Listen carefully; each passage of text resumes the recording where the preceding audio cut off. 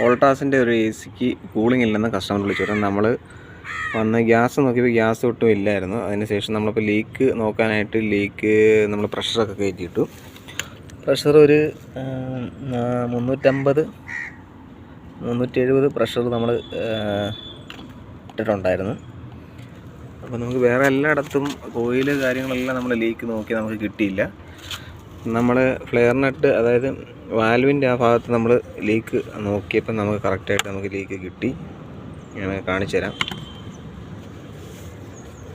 ഈ ഒരു ഭാഗത്തായിട്ടാണ് മൈന്യൂട്ടായിട്ട് ലീക്ക് ആവുന്നത്.